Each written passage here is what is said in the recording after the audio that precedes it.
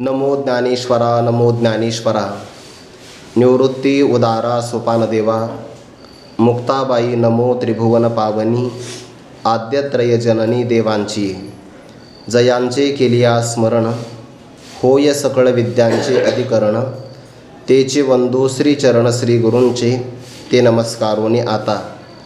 सर्व कर्माण्यपि सदा कुर्वाणो मद्व्यपाश्रयः। मत्प्रसादाद वाप्नोती शाश्वतं पदमव्ययम्। मग म्हणेगा सुबटा तो कर्मयोगी अनिष्ठा। मी होऊनी होय पैठा माझ्या रूपी। कैवल्य साम्राज्य चक्रवर्ती विश्वमौली ज्ञानोबाराय सकल ब्रह्मनिष्ठ गुरुजनांच्या परमकृपेने श्री भगवती ज्ञानेश्वरीच्या 18व्या अध्यायाचा आपण विचार करत आहोत। परमार्थ मार्गामध्ये दोन प्रकारचे अधिकारी आहेत, एकाला कृतोपास्ती आणि एकाला अकृतोपास्ती असं म्हणतात। ज्याच्या जीवनामध्ये अगोदरच निष्काम कर्म आणि उपासना परिपूर्ण झालेली आहे, फक्त श्रीगुरूंची शरणागती केल्यानंतर कानावचनाची भेटी सरिसाची पै किरटी वस्तू होणी उठी कौन एकजो, किंवा ज्ञानोबाऱ्यांच्या हरिपाठातल्या भाषेमध्ये कापुराची वाती उजळली ज्योती ठाईची समाप्ती झाली जैसी, किंवा साधुबोध झाला तो नुरोन या ठेला ठाईची मोराला अनुभव। अशा प्रकारचा जो अधिकारी असतो त्याला उत्तम अधिकारी असं म्हणतात, किंवा त्याला कृतोपास्ती, ज्याच्या जीवनातली उपासना त्याने पूर्वजीवनातच पूर्ण केलेली आहे त्याला म्हणतात कृतोपास्ती, हा उत्तम अधिकारी आहे। आणि याच्या उलट ज्याच्या जीवनामध्ये उपासना काही परिपूर्ण झालेली नाही किंवा निष्काम कर्माचं अनुष्ठान परिपूर्ण झालं नाही, पण मोक्ष प्राप्त करण्याची अपेक्षा मात्र ज्याची आहे त्याला अकृतोपास्ती असं म्हणतात, किंवा त्यालाच आपण मध्यम अधिकारी किंवा कनिष्ठ अधिकारी असं म्हणतो आहे। किंवा ज्ञानोबाराय 3ऱ्या अध्यायामध्ये असं म्हणतात, ज्याप्रमाणे एखाद्या झाडाला परिपक्व फल जर लागलं तर ती फल प्राप्त करण्याची अपेक्षा दोघाला आहे। एका मनुष्याने तो रस्त्याचा वाटसरू असल्यामुळे त्याने ते फळ पाहिलं, त्यालासुद्धा ते प्राप्त करण्याची अपेक्षा आहे। आणि एका पक्षाने ते फळ पाहिलं, त्यालासुद्धा ते प्राप्त करण्याची अपेक्षा आहे। दोघाला जरी प्राप्त करण्याची अपेक्षा समान असेल, पण प्राप्त होण्याकरता लागणारा कालावधी मात्र वेगळा आहे। पक्षाच्या मनात आलं की तो उड्डाण करतो, देखे उत्प्लवना सरिसा पक्षी फळाशी झोंबे जैसा, सांगे नरू केवी तैसा पावे वेगी, तो हळूहळू ढाळे ढाळे के तुलेने एके वेळे, तया मार्गाचे बळे निश्चित ठाके, उड्डाण केल्याबरोबर फलप्राप्ती करणं हा पक्षाचा अधिकार आहे। तो उड्डाण केलं की फळाला प्राप्त करून घेतो, पण तसा मनुष्य मात्र करू शकत नाही। तो जसा एका फांदीवरून दुसऱ्या फांदीवर जातो, अर्थात क्रमाक्रमाने जातो, तसं मोक्ष प्राप्त करण्याचे सुद्धा क्रम ठरलेले आहे। उत्तम अधिकाऱ्याला श्रीगुरूंनी उपदेश केल्याबरोबर लगेच त्याची वृत्ती अहम ब्रह्मास्मी अशा आकाराची झाल्याबरोबर त्याचा मोक्ष ठरलेलाच आहे। पण ज्याला हे होत नाही त्याला तेच फल क्रमाक्रमाने प्राप्त करावं लागतं, त्यालाच आपण क्रमयोगी किंवा कर्मयोगी असं म्हणतो। आणि तो क्रमयोगी ज्या क्रमाने ब्रह्मप्राप्ती करून घेतो त्या क्रमाचं वर्म भगवंताच्या मुखाने आपण श्रवण केलं आहे। जवळपास 55 क्रमांकाच्या श्लोकापर्यंत तो विचार झालेला आहे। बुद्ध्या विशुद्धया युक्तो धृत्यात्मानं नियम्य च, शब्दादीन विषयांस त्यक्त्वा रागद्वेषो विदुष्यच। या श्लोकापासून जो प्रारंभ झाला, भक्त्या मामभिजानाति यावान्यश्चास्मि तत्वतः ततो माम तत्वतो ज्ञात्वा विशती तदनंतरम, इथपर्यंत या श्लोकाचा विचार आपण केला आहे। यावर एक शंका निर्माण होती की उत्तम अधिकाऱ्याला जर श्रीगुरूंच्या मुखारविंदातून तत्वमस्यादी महावाक्याचा उपदेश श्रवण झाल्याबरोबर जर त्याला ब्रह्मस्वरूपता प्राप्त होते तर त्याचं आयुष्य शिल्लक राहतं का, शंका निर्माण होऊ शकते की नाही? तर याचं उत्तर असं आहे, जरी त्याला ब्रह्मज्ञान प्राप्त झालं, जोपर्यंत प्रारब्धाचा वेग आहे तोपर्यंत त्याचा देह काही पडत नाही। प्रारब्ध अवशिष्ट असेल तिथपर्यंत तो जिवंत राहतो, आणि अशा महात्म्यालाच आपण जीवनमुक्त महात्मा असं म्हणून त्याला संबोधन करत असतो। ज्ञान प्राप्त झालं, मोक्ष प्राप्तीमध्ये संशय नाही, पण जोपर्यंत देहपात होत नाही तोपर्यंत विदेह मुक्ती त्याला मिळत नाही. अर्थात तो जिवंत असताना हे मुक्तच आहे. गुरुवर्य डॉक्टर बाबा सांगत असतात, खरं तर स्वस्वरूपामध्ये जीवनमुक्ती आणि विदेहमुक्ती हा सुद्धा विकल्प संभवत नाही. कारण जीवच नाही तर जीवनमुक्ती कुठली, आणि देहच नाही तर विदेहमुक्ती कुठली. पण या सापेक्ष कक्षेतल्या भाषा असल्यामुळे असं मात्र बोलावं लागतं, विशते तदनंतरम, देहपात झाला की तो स्वस्वरूपाला प्राप्त होतो. हा सगळा विचार पाहिल्यानंतर भगवान परमात्मा पुनश्च एकदा हा असणारा उपाय किंवा साधनाक्रम आणखीन एकदा सांगतात. याची कारणं दोन आहे. कारण एखाद्या अधिकाऱ्याला जरी ब्रह्मज्ञान सांगितलं तर प्रथम श्रवणासवे अर्जुना हे विपाय फावे, हा भाव सकनवे धरुणी श्रीहरी. कोणत्याही अधिकाऱ्याला जर पहिल्याच प्रयत्नामध्ये ब्रह्मज्ञान सांगितलं तर लगेचच्या लगेच त्याला ते आकलन होईल असं काही सांगता येत नाही. म्हणून ब्रह्मज्ञान वारंवार सांगावं लागतं बघा. म्हणून तर आपण म्हणतो की नाही, तच्चिंतनम तत्कथनम अन्योन्यम तत्प्रबोधनम एतदेकपरत्वंच ब्रह्माभ्यासम विदुर्बुधा. हे वारंवार सांगावं लागतं. एकाच उपायामध्ये होईल असं काही सांगता येत नाही. पहिलं कारण आहे की प्रथम श्रवण केल्याबरोबर आकलन होईल सांगता येत नाही. म्हणून परमात्मा पुनश्च एकदा सांगण्याकरता प्रवृत्त झाले, हा एक अर्थ. आणि दुसरा अर्थ या विषयाचा असा होतो की भगवद्गीतेमध्ये अनेक प्रकारचे सिद्धांत प्रतिपादन केले आहे. अनेक प्रकारचे सिद्धांत हे त्याकरता पोषक आहे. महासिद्धांत मात्र एकच आहे. भगवंताला सांगायचा होता महासिद्धांत कोणता, की जीव ब्रह्मच आहे, यामध्ये कोणत्याही प्रकारचा अन्यथा भाव घेण्याचं कारण नाही.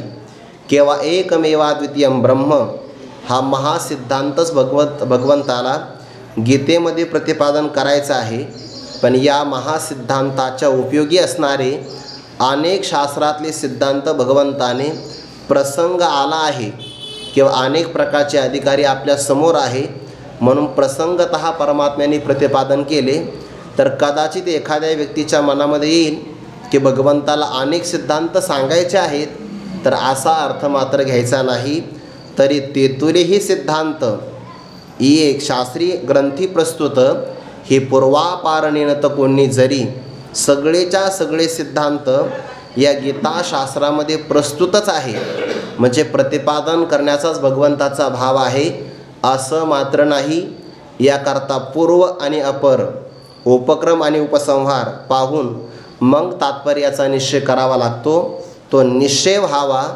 आणि बाकीचे सिद्धांत हे उपोद्बलक आहे किंवा पोषक आहे, सहाय्यक आहे हे सांगायचं आणि महासिद्धांतच फक्त प्रतिपादन करायचा हे सांगण्याकरता परमात्मा पुनश्च एकदा या विषयाला प्रारंभ करतात. म्हणून तर ओपेय हाती जालया उपाय स्थिती देव प्रवर्तले ते पुढती येण्याची भावे. कोणत्याही असणाऱ्या वक्त्याचं तात्पर्य कळालं पाहिजे. जर तात्पर्य कळालं नाही तर बऱ्याचदा श्रवण करणारा व्यक्ती आपल्या बुद्धीमध्ये असणारा सिद्धांतच वक्त्याला सांगायचा आहे असं वक्त्याच्या वचनावर आरोप करतो. कधीकधी आपल्यालाही कीर्तनामध्ये हे बघायला मिळतं. ऐकणारा व्यक्ती अनेक प्रकारच्या बुद्धीच्या निश्चयाने ग्रस्त असतो. समोरचा वक्ता एखादा सिद्धांत सांगतो आणि त्याच्या मनात जो विचार घोळत असतो की नाही, त्याला असं वाटतं यांना हेच म्हणायचं आहे, त्यांना ते म्हणायचं नसतं. पण बहुतेक यानेच ते वाक्य आपल्या मनानुसार लावलेलं असतं. म्हणून वाक्याचं तात्पर्य कळालं पाहिजे. भगवंताला महासिद्धांत प्रतिपादन करायचं आहे. इतर सिद्धांत प्रसंगाला आले म्हणून प्रतिपादन केलेले आहे, ते सांगण्याचं भगवंताचं तात्पर्य नाही. आणि प्रथम श्रवण झाल्याबरोबर सगळ्यांना आकलनही होत नाही म्हणून ही गोष्ट वारंवार सांगावी लागते. याकरता परमात्मा या 56 क्रमांकाच्या श्लोकापासून पुनश्च एकदा हा शास्त्रचा विचार एकदा प्रतिपादन करतात. या श्लोकातला एक विचार फार गोड आहे बघा. आता या श्लोकावर प्रस्तावना देत असताना एक थोडीशी मधुसूदन सरस्वतींनी जे प्रस्तावना दिली आहे ना, ते प्रस्तावना थोडीशी घेऊन आपण या श्लोकाचा विचार करू. जोपर्यंत उदाहरण देतो म्हणजे लक्षात येईल, जोपर्यंत तृप्ती प्राप्त होत नाही तोपर्यंत स्वयंपाक करावा लागतो. एकदा तृप्ती प्राप्त झाली की जसं स्वयंपाक करण्याचं काम नाही, तसंच जोपर्यंत अंतःकरण शुद्धी होत नाही तोपर्यंत कर्माचं आचरण करावं लागतं. एकदा अंतःकरण शुद्धी झाली तर पुनश्च कर्म करण्याचं काही कारण नाही. तृप्ती झाली या जैसी साधने सरती आपैसी देखे आत्मतुष्टी तैसी कर्मे नाही. पण जववरी अर्जुना तो बोध भेटेना मना तवची या साधना भजावे लागे. तोपर्यंत साधना अनुष्ठान करावं लागतं. ही शंका घेण्याचं कारण काय आहे?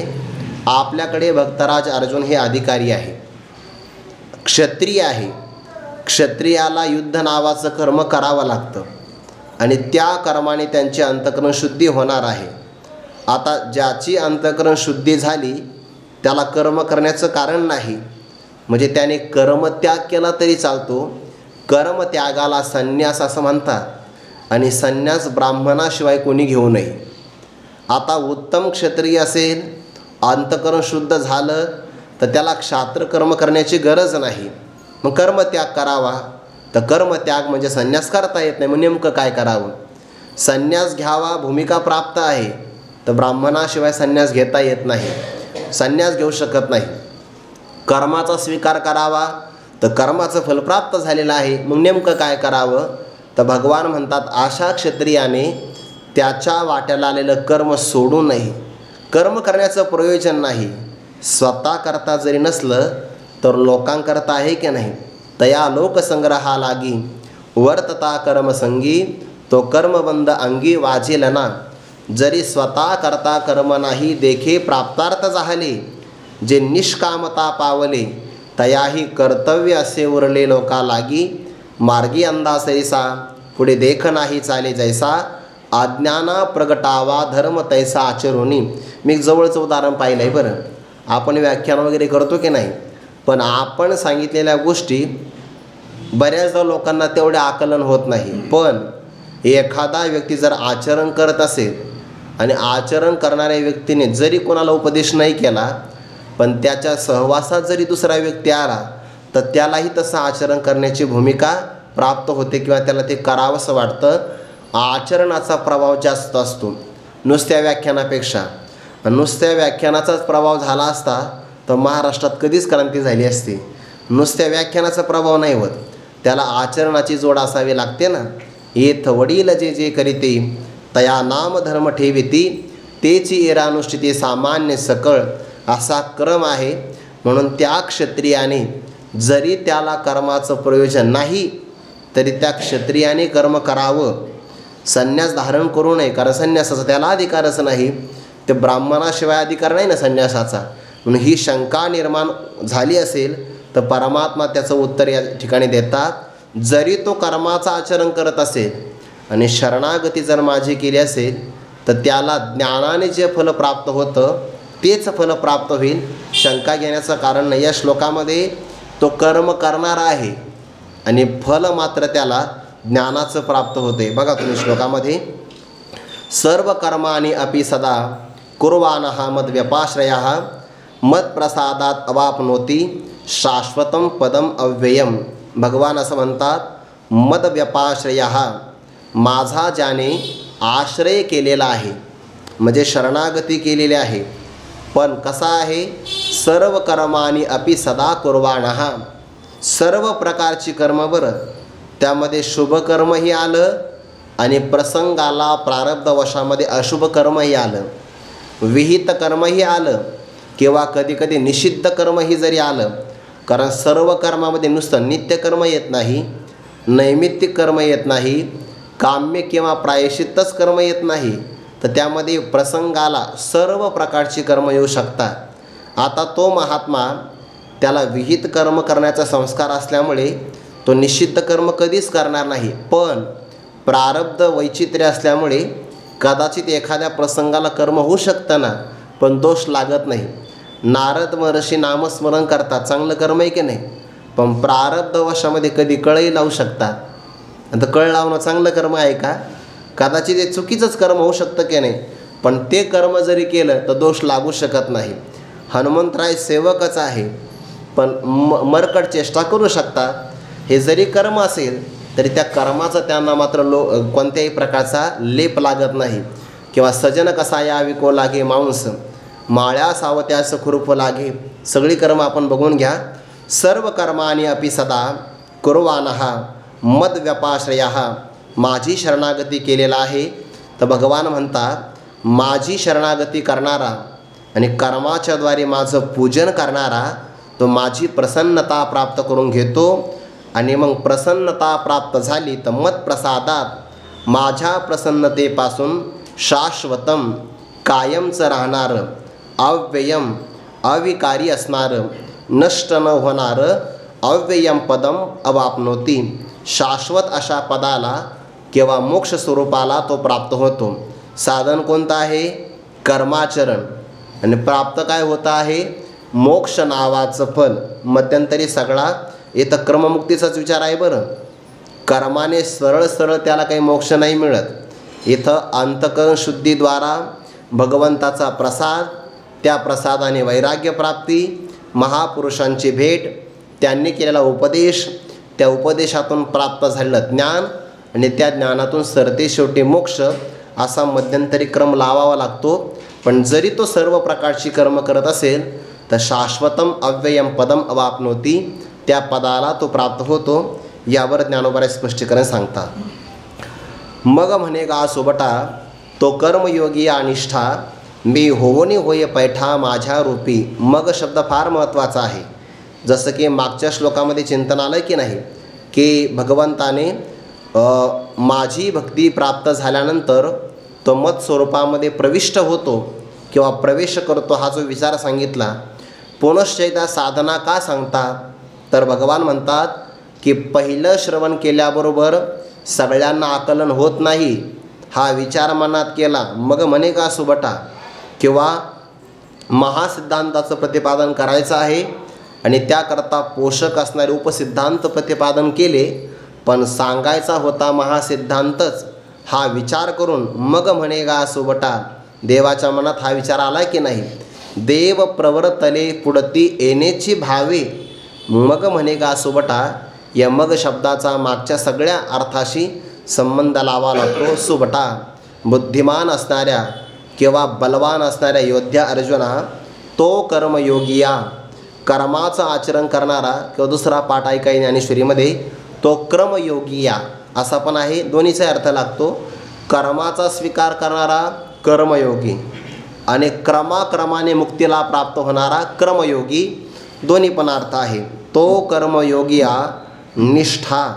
निष्ठा शब्दाचा अर्थ केला आहे कर्मनिष्ठा किंवा इथं आपण ज्ञाननिष्ठा असाही अर्थ घेऊ शकतो. त्या ज्ञाननिष्ठेच्या द्वारे किंवा भावनेच्या द्वारे मी होऊनी माझ्या रूपी पैठा होय. मत स्वरूपाला प्राप्त करून माझ्या मूळ स्वरूपाशी एकरूपतेला प्राप्त होतो. यावर एक भाव आहे. भगवान म्हणतात तो मी होतो आणि माझ्या स्वरूपात प्रवेश करतो. याचा अर्थ काय झाला? जो परमात्म्याशी एकरूपतेला प्राप्त झाला तो परमात्मा स्वरूपापासून कधी वेगळा नव्हताच. जर वेगळा असता तर भगवत स्वरूपाला प्राप्त झाला नसता. ममे वंशो जीवलोके जीवभूत सनातनः मनषष्ठानींद्रियानी प्रकृतीस्थानी कर्षती. ज्याप्रमाणे एखाद्या घटामध्ये जल असेल आणि त्या जलामध्ये जर सूर्याचं प्रतिबिंबित झालं असेल तर पाणी संपल्यानंतर किंवा घट फुटल्यानंतर जसं ते प्रतिबिंब बिंबाशी एकरूप होतं तसं या देहाचा आकार नष्ट झाल्यानंतर किंवा अंतःकरण वृत्तीमध्ये मी ब्रह्मच आहे असा भाव निर्माण झाल्याबरोबर या देहाचा किंवा सस्वरूपाचा बाध केल्यानंतर मी होऊनी याला आपण बाद समानाधिकरणे असं म्हणतो. तो निश्चय करतो की ज्याप्रमाणे घटातला असणारं प्रतिबिंब मी घट आहे किंवा घटाचा आहे असा विचार नाही करत. मी सूर्याचा अंश आहे तसा हा सुद्धा जीव मी ब्रह्मच आहे असा विचार करून स्वतःच्या स्वरूपाचा बाध करून परमात्म स्वरूपाशी एकरूप होतो. मी होऊनी ब्रह्मैव सन ब्रह्मापीती असं एक उपनिषदातलं वचन आहे. मी होऊनी होय पैठा माझ्या रूपी. साधना काय केली पुढे सांगतात. इथं माझ्या रूपी सगुण रूप अर्थ नाही घ्यायचा बरं. रूप म्हणजेच स्वरूपी असा अर्थ घ्यायचा. नाहीतर मग रूप तर साकारामध्ये येत असतं की नाही. मग साकार स्वरूपाला नाही प्राप्त होणार. निर्गुण स्वरूपामध्ये, रूप म्हणजे स्वरूप, स्वरूपाला तो प्राप्त होईल. स्वकर्माच्या चौखोळी मज पूजा करोनी भली, तेने प्रसादे आकळी ज्ञाननिष्ठेते. ते ज्ञाननिष्ठा जे तहात वसे, ते तभक्ती माझी उल्हासे. तिया मजसी समरसे सुखिया होय, आणि विश्वप्रकाशितया आत्मया मज आपुलिया. अनुसरे जो करोनिया सर्वत्रताहे, सांडोनी आपुला आडळ लवन आश्रये जळ. का हिंडोनी राहे निश्चळ वायू योमी. 49 होईपर्यंत संबंध आहे. पुढे मात्र सिद्धांत सांगून, दृष्टांत सांगून सिद्धांताचं प्रतिपादन करायचं आहे. परमात्म स्वरूपाला प्राप्त झाला, साधना कोणती केली आहे? गुरुवारे बाबा सांगत असतात, आपल्याकडे निष्काम कर्मापासून प्रारंभ आहे आणि नैष्कर्म्य सिद्धीमध्ये शेवट आहे. ज्याने कर्माचं आचरणच केलं नाही त्याला हे फल कधीही प्राप्त होणार नाही. प्रारंभ हा कर्मापासून आहे आणि म्हणून त्याने कर्माचं आचरण करावं. तो कसं आचरण करतो? 47व्या ओळीमध्ये सांगतात, स्वकर्मांच्या चौखोळी. चौखोळी म्हणजेच काय? चोख असणाऱ्या पुष्पांनी. ब्राह्मण, क्षत्रिय, वैश्य आणि शूद्र किंवा ब्रह्मचर्य, गृहस्थ, वानप्रस्थ आणि संन्यास. आपल्याकडे वर्ण परंपराही आहे आणि आश्रम परंपरा पण आहे. मग ज्या वर्णानुसार, ज्या आश्रमानुसार आपापल्या वाट्याला जे कर्म आलं असेल त्याला स्वकर्म असं म्हणतात. आणि स्वकर्म ही एक प्रकारची फुलं आहे. देवाला आपण पूजा करताना फुलं अर्पण करतोच की नाही? तीही अर्पण करावी, पण त्याहीपेक्षा आपल्या वाट्याला आलेलं कर्म प्रामाणिकपणाने, निरहंकारी भावनेनं, फलाची अपेक्षा न करता देवाच्या चरणी अर्पण करावं. हे त्वदीयमेव गोविंद तुभ्यम एव समर्पये. तुमचंच आहे, तुमच्या चरणी मी अर्पण करतो. स्वकर्म ही फुलं आहे आणि ही फुलं भगवान म्हणतात, मज पूजा करोनी भली. स्वकर्माचा अनुष्ठान ही फुलं त्याने चांगल्या प्रकारे ही पूजा चांगली केली आणि या पूजेने मी प्रसन्न होतो. तया सर्वात्मका ईश्वरा स्वकर्म कुसुमांची वीरा. पूजा केली होय अपारा तोषा लागी. मनोनी तिये पूजे रिजलीने आत्मराजे. वैराग्य सिद्धी देजे पसाय तया. त्याला वैराग्य नावाचा प्रसाद मिळतो. भगवान म्हणतात, तेने प्रसादे. त्या प्रसादामुळे ज्ञाननिष्ठेते आकळी. ज्ञान प्राप्त करण्याची जी अंतःकरणाची स्थिती असते की नाही त्याला ज्ञाननिष्ठा असं म्हणतात.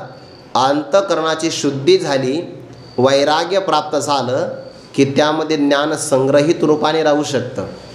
विरक्ती वाचून काही ज्ञानासे तगणेचे नाही. वैराग्याशिवाय ज्ञान टिकत नाही. श्रवण करता येईल पण निश्चय कायमचा आढळ राहण्याकरता त्याला वैराग्य असावं लागतं.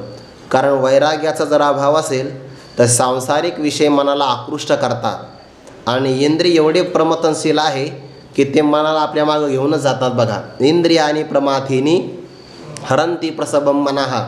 ते मनाचं हरण करतात आणि मग मनाचा स्वभाव आहे, एक तर ते विठ्ठलाच्या आकाराचं होईल, नाहीतर मग विषयाच्या आकाराचं होईल. जर ते बहिर्मुख झालं तर विषयाकडे जातं आणि विषयापासून मागं आणण्याकरता त्याला वैराग्यच असावं लागतं. विरक्तीशिवाय ज्ञान राहत नाही. तेने प्रसादे आकळी ज्ञाननिष्ठेते. ते ज्ञाननिष्ठा जे तहात वसे. ज्ञाननिष्ठा म्हणजेच काय? दोन अर्थ होतील. अंतःकरणामध्ये ब्रह्मज्ञान स्थिर राहावं अशी जी अंतःकरणाची भूमिका, नितराम स्थिती, त्याला ज्ञाननिष्ठा असं म्हणतात. किंवा ज्ञानावरच असणारी परिपूर्ण श्रद्धा, ज्ञानाशिवाय मोक्ष मिळू शकत नाही, त्यालाच म्हणतात ज्ञाननिष्ठा. ती ज्ञाननिष्ठा जेथ ज्या अंतःकरणामध्ये हात वसे, हस्तगत होते, तेथ भक्ती माझी उल्हासे. माझी असणारी भक्ती त्या ठिकाणी विकसित होते किंवा उल्लसित होते. आता इथं भक्ती कोणती घ्यायची आहे? इथं भक्ती घ्यायची आहे स्वरूपस्थिती. कारण भगवंतांनी पाठीमागे असं म्हटलं आहे ना, एरवी तिजी ना चौथी, पहिले ना सरती, पै माझी सहज स्थिती भक्ती नाम. माझी जी काही स्वरूपस्थिती आहे, सहजस्थिती, त्याला भक्ती असं म्हणतात. आणि ती स्वरूपस्थिती नावाचीच भक्ती त्याच्या ठिकाणी उल्लसित होते. याचा अर्थ त्या साधकाला स्वरूपस्थिती प्राप्त होते. आणि एकदा ही स्थिती केव्हा प्राप्त झाली, त्या मजसी समरसे सुखिया होय, त्या भक्तीच्या द्वारे माझ्याशी समरस होऊन एक रूप होऊन ऐक्याला प्राप्त झाला की तो सुखी होतो. सुखी होण्याचा उपाय हाच आहे. जोपर्यंत तो परमात्मा स्वरूपाशी ऐक्याला प्राप्त होत नाही तोपर्यंत सुखी होऊ शकत नाही. व्यवहारामध्ये सगळे माणसं सुखी होण्याकरताच प्रयत्न करतात की नाही, पण स्वतःच्या बुद्धीने कितीही प्रयत्न जरी केले, फार झालं तर तो ब्रह्मदेवाला जरी प्राप्त झाला तर सुखी मात्र होऊ शकत नाही. सुखी होण्याचा एकच उपाय आहे की परमात्मा स्वरूपाशी तो एकरूप झाला पाहिजे. याचा अनुभव आपल्याला येतो की नाही. सुषुप्ती अवस्थेमध्ये जीवात्मा आत्मस्वरूपाशीच एकरूप होत असतो की नाही. फक्त अज्ञानाचं आवरण असल्यामुळे त्याला खरी स्वरूपस्थिती काही प्राप्त होत नाही. अज्ञानाचं आवरण आहे, प्रतिबंध आहे. आणि दुसरा प्रतिबंध प्रारब्धाचा आहे. प्रारब्ध भोग देण्याकरता सन्मुख झालं की त्याला जागं व्हावं लागतं. आणि अज्ञानाचा एक प्रतिबंध मानलेला आहे. खरा जर विचार केला तर तोही प्रतिबंध नाही.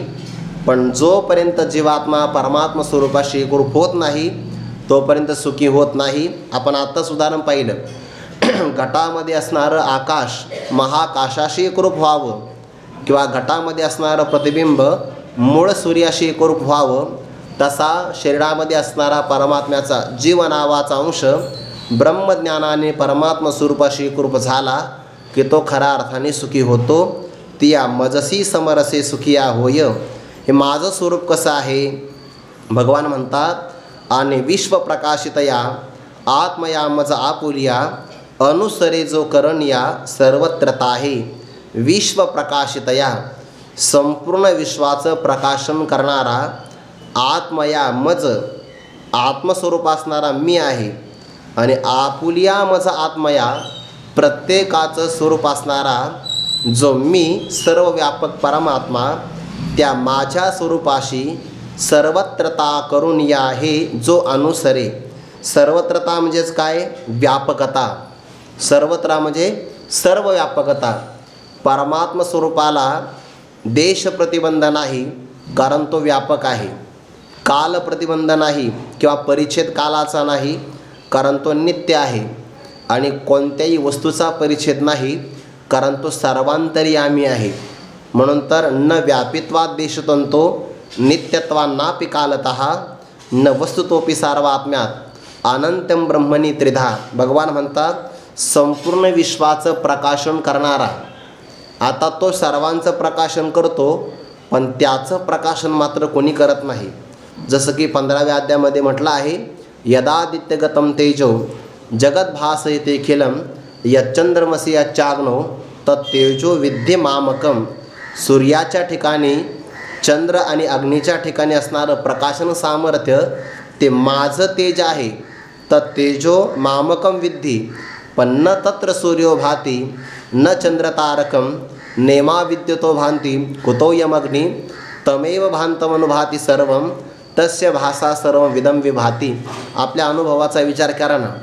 जगातले पदार्थ जाणायचे असेल तर आपल्याला कशाचं तरी साह्य असावं लागतं. पण आपल्याला जाणण्याकरता म्हणजे मी आहे हे जाणण्याकरता कोणाची गरज आहे? कोणाचीच नाही. कोणालाही विचारा, तुम्ही आहे की नाही? नाही, मला थोडा संशय आहे, मी आहे की नाही, तर मग त्याला भरती करावं लागेल. पण मी आहे याला दुसऱ्या साधनाची गरज नाही. याचा अर्थ आपलं ज्ञान हे स्वयंप्रकाशच आहे. उदाहरणाचा अनुभव आपल्याला येतो. जागृतीमध्ये आपण आहे, दुसऱ्याची गरज नाही आपलं अस्तित्व सांगण्यासाठी. स्वप्न आपल्याला पडतं बघा. स्वप्नामध्ये किंवा झोपल्यानंतर स्वप्न पडतं हा सिद्धांतच आहे. पण आपण अंधाऱ्या खोलीमध्ये झोपलो असेल, स्वप्नामध्ये आपलं मन क्षणभर आपल्या कंठातल्या पुरितत नावाच्या नाडीमध्ये जातं. अंधाऱ्या खोलीमध्ये झोपलेलं आहे आणि स्वप्न पडलं. स्वप्नाचं प्रकाशन कोणी केलं? स्वप्नामध्ये त्याला सूर्य, चंद्र, नद्या, ओढे, नारे, पर्वत सगळे दिसतात की नाही? सगळे गावाच्या गावं दिसतात. त्याचं प्रकाशन कोणी केलं? आपणच केलं आहे. आणि जेव्हा सुषुप्ती अवस्थेतून मनुष्य जागा होतो की मी सुखाने झोपलो होतो, मी काहीच जाणत नव्हतो, सुखाने झोपलो होतो, हा सुखाचा अनुभव. आणि मी काहीच जाणत नव्हतो, हा या अज्ञानाचंही ज्ञान कोणाला आहे? आपल्यालाच आहे की नाही? मी काहीच जाणत नव्हतो हे तरी कमीत कमी तो जाणत होताच की नाही? जर तेही त्याला कळालं नसतं तर मी काहीच जाणत नव्हतो हेही त्याने म्हटलं नसतं. याचा अर्थ जागृती, स्वप्न आणि सुषुप्ती अवस्थेमध्ये जीवात्म्याचं ज्ञान अबाधित आहे. बघा, पंचदशीकारांनी पहिल्याच प्रकरणामध्ये हा विचार घेतला आहे. बघा, शब्दस्पर्शादयो वेद्या वैचित्र्या जागरे पृथक ततो विभक्ता तत्संवित ऐक्यरूप्यान्न भिद्यते. शब्दस्पर्श रूपरसगंध, शब्दज्ञान, स्पर्शज्ञान, रूपज्ञान, गंधज्ञान, रसज्ञान विषय बाजूला ठेवा, पण ज्ञान एकरूपाने ऐक्य नाही. जागृती जसं ज्ञान आहे, स्वप्नातही ज्ञान आहे, सुषुप्ती अवस्थेमध्ये सुद्धा ज्ञान आहे आणि ते ज्ञान मात्र अखंड आहे. जर एका देहामध्ये असणारा परमात्म्याचा अंश असणारा जीव जर स्वयंप्रकाश असेल तर संपूर्ण विश्वाचं प्रकाशन करणारं ब्रह्म ते काय अंधार स्वरूप असेल का? नाही. अर्थात ते जड नाही, अज्ञान स्वरूप नाही. म्हणून तर भाव घेतला विश्व प्रकाशितया. केव्हा आपल्याकडे जागृती, स्वप्न आणि सुषुप्ती ह्या तीन अवस्था म्हणजे तीन प्रकारचं त्रैलोक्यच आहे आणि त्याचं प्रकाशन आपणच करतो की नाही? म्हणून विश्व प्रकाशितया, विश्वाचं प्रकाशन करणारा आत्मयामज आपुलिया. सर्वांचा स्वरूप कोण आहे? आत्मस्वरूप असणारा मीच आहे आणि त्या आत्मस्वरूपाला देहाच्या परिमाणा एवढं परिच्छिन्न न करता अनंत ब्रह्मांडाला अधिष्ठान असणारा परमात्मा सर्वत्रता सर्व व्यापक आहे. आणि हे मान्य करून जो अनुसरी, जो त्याचं अनुसरण करतो, याचा अर्थ काय? जसा परमात्मा व्यापक आहे तसा मी सुद्धा व्यापकच आहे. मग म्हणे सर्वत्र सच्चिदानंद, मीच एक स्वतःसिद्ध, जो आपणे नसे भेद नेनोनी जाणे. सर्वत्र असणारा सच्चिदानंद ब्रह्म, त्याचं अनुसरण करायचं म्हणजे काय करायचं? त्याच्याशी एकरूपता करायची आणि तेवढं स्वतःला समजायचं. यालाच म्हणतात अनुसरे. ही सर्वत्रता करून या जो अनुसरे, आता जेवढा परमात्मा व्यापक आहे तेवढाच तो व्यापक झाला. ज्ञानोबा म्हणतात बघा, एकेची ठाई बैसला परी सर्वत्र तोची गेला. हे असो विश्व जाहला अंगेची तो, किंवा हे विश्वचे माझे घर. ऐशी मती जयाची स्थिर, किंबहुना चराचर आपण जाहला. चराचर आपण केव्हा होईल? चराचरामध्ये व्यापक असणारा परमात्मा, त्याच्याशी जर आपलं ऐक्य झालं तरच हा तेवढा मोठा होईल, नाही तर तेवढा मोठा होणार नाही. समुद्राच्या जवळ गेलेला मिठाचा खडा समुद्र स्वरूप झाला तर त्याला समुद्रा एवढा आकार प्राप्त होईल. तो जर काठावरच राहिला तर आयुष्यभर जरी उभा राहिला तरी तो व्यापक होणार नाही. तसं परमात्म्याशी भेद करत असेल तर आयुष्यभर सुद्धा तो व्यापक होणार नाही. पण एक रूप झाला की मग विद्या विनय संपन्ने ब्राह्मणे गविहस्तिनी शून्यचैव शोपाकेच पंडिताः समदर्शिनाः, असा तो सर्व व्यापक होऊ शकतो. भगवान म्हणतात विश्व प्रकाशितया, संपूर्ण विश्वाचं प्रकाशन करणारा आत्मयामज आपुलिया. अनुसरे जो करुणिया सर्वत्रता आहे. हे सर्वत्रता, ही सर्व व्यापकता करुणिया, जो याचं अनुसरण करतो तो तेवढाच व्यापक होतो. आता हे परमात्म्याची शरणागती तो कशी करतो? इथंही ज्ञान शरणागती, बरं, याला अभेद शरणागती असं म्हणतात.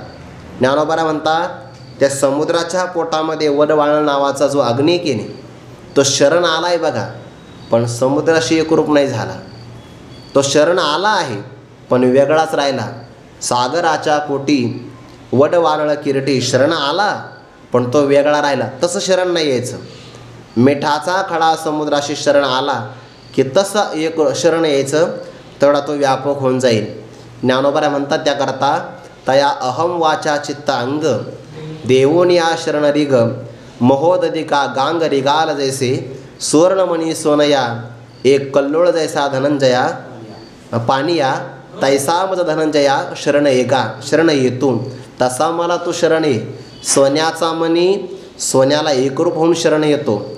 पाण्याची लाट पाण्याशी एकरूप होऊन शरण येते. तसा वेगळा न राहता माझ्याशी तू शरण ये, तेव्हा तू सर्व व्यापक होऊन जाशील.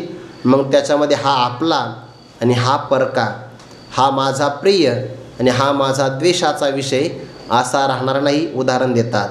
पण याला आपलं अस्तित्व सोडावं लागतं बरं. ज्याला शरण जायचं असेल की नाही त्याला आपलं सगळं बाजूला सोडावं लागतं. ते गुरुवारी डॉक्टर बाबा उदाहरण सांगतात की नाही, आपण उदाहरण पाहिलं आहे. एक मैत्रीण ती काहीतरी रंगकाम करायची, नाना प्रकारची वस्त्र शिवायची आणि त्यावर रंगोटीचं काम करायची. तर त्याकरता धागे असावे लागतात. ते धाग्याचे चित्र तयार करायचे. दुसरी मैत्रीण तिला भेटायला आली आणि जी आली होती तिची नजर पडली एका धाग्याच्या गुंडीवर. गुंडाळा असतो की नाही, तिला ती पसंत पडली.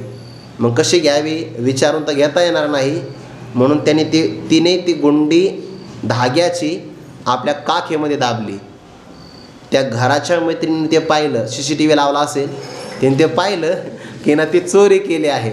बरं आता द्या म्हणता येत नाही, कारण चोरीचा आरोप तयार होईल.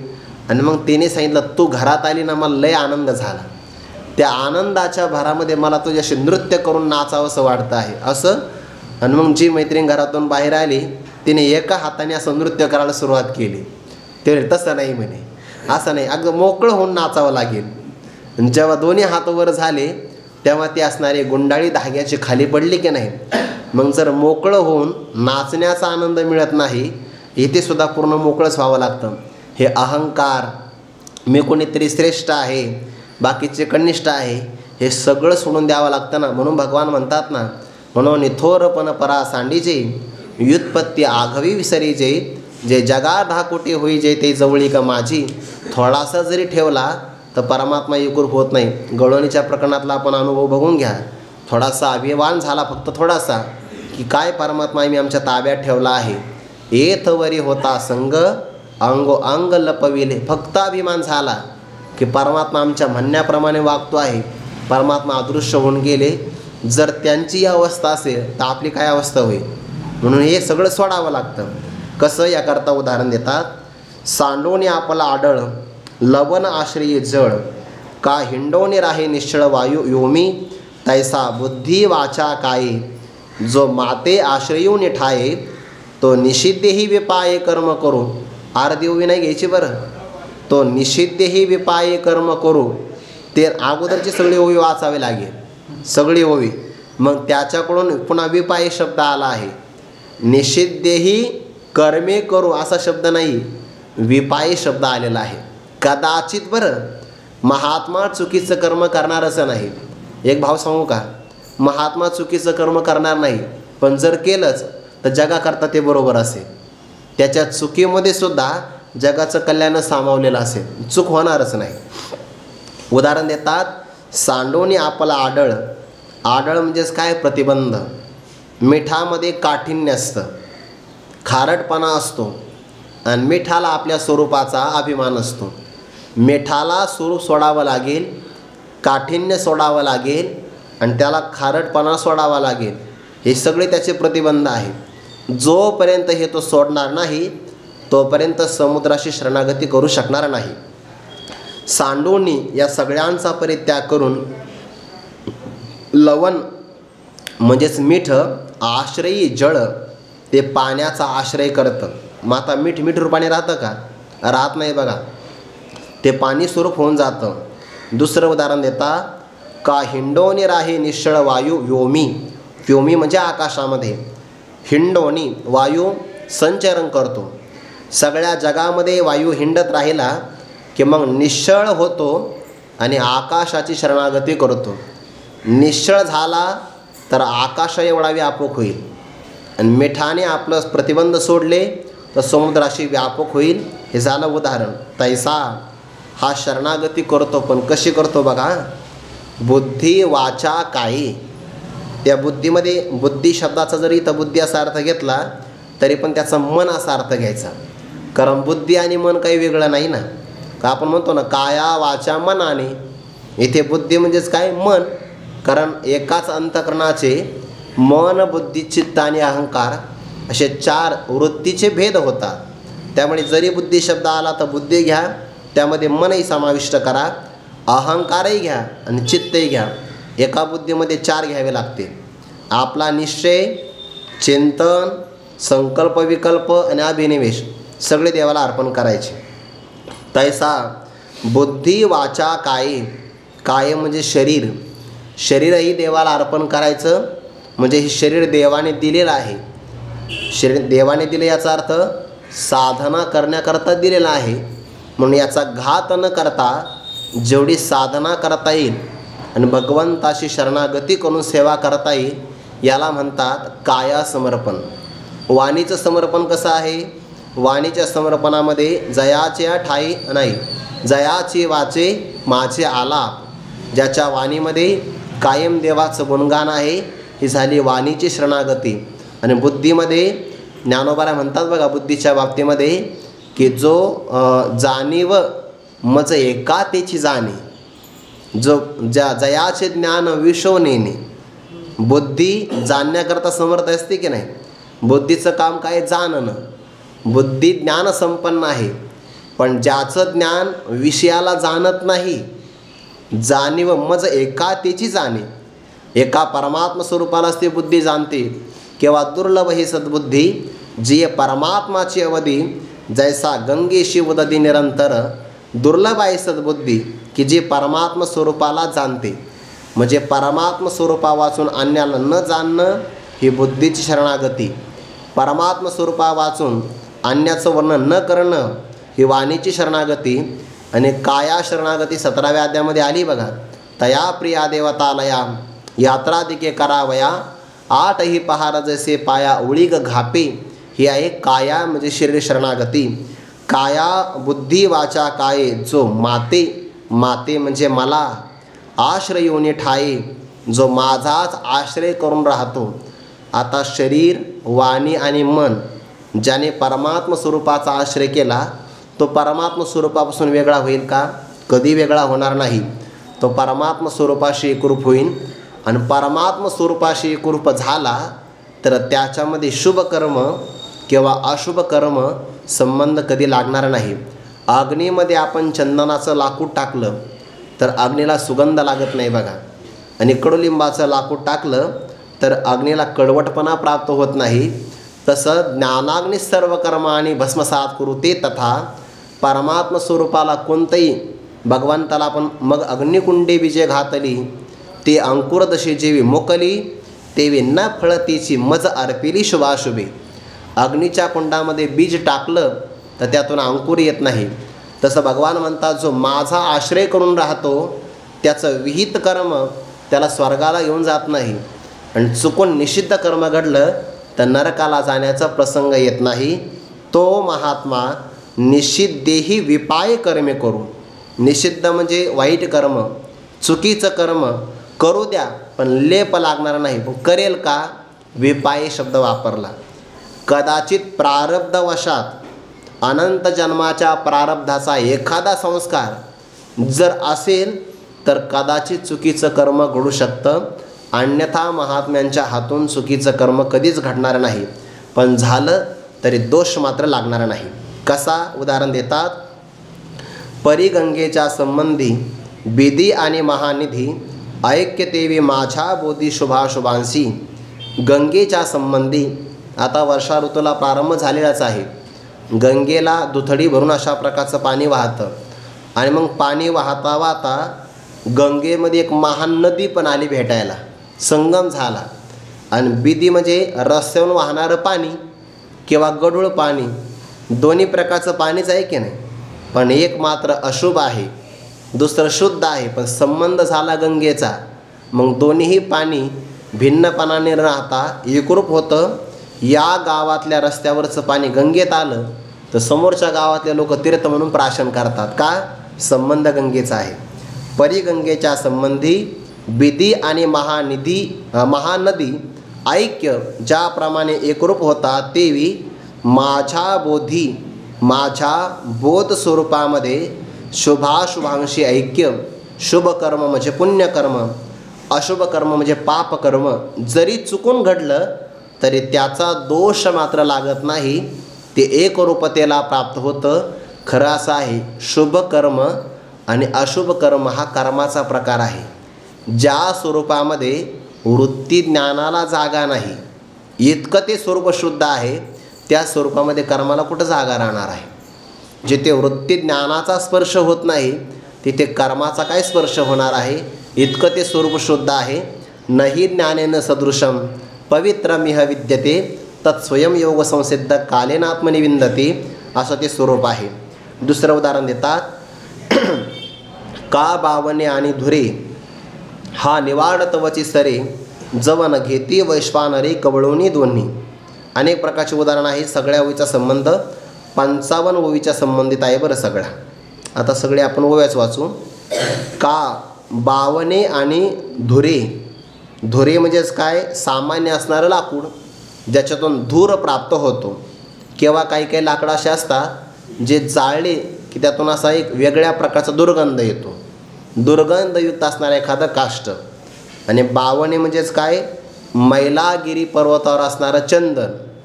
ज्या चंदनाच्या लाकडातून एक थेंब तेल बाजूला काढलं आणि 10,000 लोकांचा स्वयंपाक करतात, एवढी मोठी कढई आणि त्या कढईमध्ये उकळतं तेल, त्या तेलामध्ये मैलागिरी पर्वतावर असणारं हे बावन नावाचं चंदन आणि त्याचा फक्त एक बुंद टाकला तर सगळी तेलाची कढईसहित तेल शांत होऊन जातं. नुसतं तेल नाही आहे, ते लोखंडाची कढईसुद्धा शांत होऊन जाते, नाही तर पुन्हा उकळी येऊ शकेल. इतकं असणारं ते चंदन आहे आणि ते कोणात पडलं, लाकडामध्ये. ही निवाड कुठपर्यंत, भेद कुठपर्यंत, अग्नीत येत नाही तोपर्यंत. का बावणे आणि धुरे हा निवाड तवची सरे, निवाड म्हणजे निवड, तोपर्यंत संपन्न होतो जेव्हा न घेते वैश्वानरे कवळूनी दोन्ही. वैश्वानर म्हणजे अग्नी. जोपर्यंत अग्नी या दोघांना आपल्यामध्ये सामावत नाही तोपर्यंत यांचा भेद आहे. आणि एकदा अग्नीने सामावून घेतलं तर मग चंदन आणि तो धुरे वेगळा राहत नाही. सामान्य अग्नीत जर एवढं सामर्थ्य असेल तर ज्ञानाग्नीमध्ये केवढं सामर्थ्य असेल. आणि त्या सगळ्या ज्ञानाचा असणारा निधी परमात्मा आहे, ज्ञाननिधी. मग त्याच्यामध्ये काय दोष लागणार आहे, कोणताच नाही. नाना पांचिके आणि सोळे हे सोनया तवची आळे. आळे म्हणजे अपवाद, आळ असा पण अर्थ आहे. जव परीस अंग मेळे एकवटीना, उदाहरण दिलं आहे परीसाचं. पांचिके म्हणजेच काय, ज्या सुवर्ण अलंकारामध्ये जास्तच मिश्रण केल्यामुळे त्याचा दर घसरला. ते कधी कधी नाही का शेअर मार्केट ढासळतो बघा, तसं जास्त हिनकस असल्यामुळे 5 रुपयाच्या दराचा भाव त्याला प्राप्त झाला. आणि दुसरं सोनं शुद्ध आहे, त्याला त्या काळातील 16 रुपये दर प्राप्त झाला. तर एक 5 रुपयेचं आहे आणि एक 16 रुपयाचं सोनं आहे. हे कुठपर्यंत, हे सोनया तवचे आळे, सोन्याला हा अपवाद तोपर्यंतच आहे जव परीस अंग मेळे एकवटीना, जोपर्यंत परीसाचा आणि त्यांचा अंगाचा संबंध होत नाही तोपर्यंत. कारण परीसाचा स्पर्श लागला की शुद्ध सोनंही सोनच होतं आणि अशुद्ध असणारं हिनकस धातूसुद्धा सोनच होऊन जातो. परीसाच्या ठिकाणी भेद राहत नाही बघा. तैसे शुभाशुभ ऐसे हे तवचीवरी आभाषे जव एक न प्रकाशे सर्वत्र मी. त्याप्रमाणे हे शुभ आहे, हे अशुभ आहे, अशा प्रकारची वार्ता तवचीवरी आभासे, तोपर्यंतच भासते, तोपर्यंतच वाटते.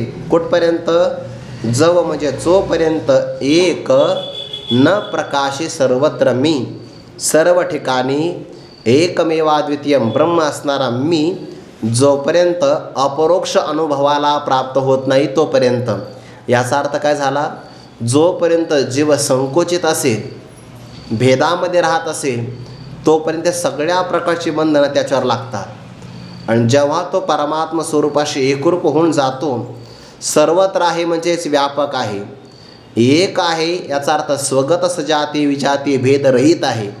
आणि अशा ब्रह्मस्वरूपाचं जोपर्यंत प्रकाशन होत नाही, म्हणजे प्रकाश म्हणजे ज्ञान होत नाही आणि ज्ञानरूपाने एकरूपता मिळत नाही, तोपर्यंत शुभ आणि अशुभ असे भेद राहतात. पण एकदा जर सर्वत्र मी असणारा, एक असणारा अनुभवाला मिळाला की त्याच्यामध्ये कोणत्याही प्रकारचे भेदच राहत नाही. ज्ञानोबा म्हणतात, त्या उदाहरण दिलं आहे की सूर्याचा एक किरण जर आला, विश्वसंभ्रमा ऐसा अमृताचा कळवसा, तो जयाच्या प्रकाशा पुरीचे ना. विश्व एक प्रकारचा भ्रम आहे, आणि एक किरण प्राप्त झालं की त्या किरणामध्ये जगाची ज्या ठिकाणी सिद्धी होत नाही तेथे शुभाशुभ कर्माची काय सिद्धी होणार आहे. किंवा उदाहरण दिलं जाईल, एखाद्या ओढ्याला जर पाणी आलं, त्या ओढ्याला पाणी जास्त येत असतं बा नद्यांपेक्षा. कधी कधी गाड्या वाहून जातात. ओढ्याला पाणी जितकं जास्त येतं तितकं लवकर ते ओसरतं. जंगलातले काही पशु चरायला गेले, जाताना ओढ्याला पाणी नव्हतं पण येताना पाणी लागलं तर कोणाची हिंमतच होईना पलीकडे जायची. मग काय करावं, मग म्हणे आपल्यामध्ये जो उंच आहे की नाही त्याला आपण पाठवू. म्हणून पाण्याचं माप घेऊन उंट सगळ्यात उंच आहे त्याला पाठवलं तर उंट मध्यभागी नाही गेला. त्या ओढ्याच्या अलीकडच्याच काठ्याला उंट म्हणला माझ्या मानेवरून पाणी फिरलं आहे आता. तो मागं आला आणि मग हे सगळं झाल्यानंतर उशिरा शिडी आली आपल्या पिल्लासहित. आणि त्याने सांगितलं इथं गर्दी कशाला केली, म्हणजे पाणी आलं असं का, जाईल का मी पलीकडे माझ्या पिल्लासहित. जिथं उंटाचा लागला नाही तुझा काय लागणार आहे. तसं ज्या स्वरूपामध्ये माया आणि माया कार्याचा संबंध लागत नाही, शुभाशुभ कर्माचा काय संबंध लागणार आहे. तैसे शुभाशुभ ऐसे हे तवचिवरी आभाषे जव एक न प्रकाशे सर्वत्र मी. आणि सर्व ठिकाणी मी म्हणजे काय, शुभ कर्माच्या ठिकाणी पण मीच, अशुभ कर्माच्या ठिकाणी पण मीच, त्यांचं फलही मीच असा अनुभव आला तर सिद्धच भेद नाही झाला, भेद सिद्धच नाही झाला तर कोणत्याही प्रकारचं फलही मिळू शकत नाही असा विचार इथपर्यंत सांगितला. आणखीन काही चिंतन आहे ते 2-3 ओव्या ते आपण उद्या पाहू. कुंडली कवरधारी विठ्ठल श्री ज्ञानदेव तुकाराम माऊली ज्ञानेश्वर महाराज की जय. जगद्गुरु तुकाराम महाराज की जय. सद्गुरु जोग महाराज की जय.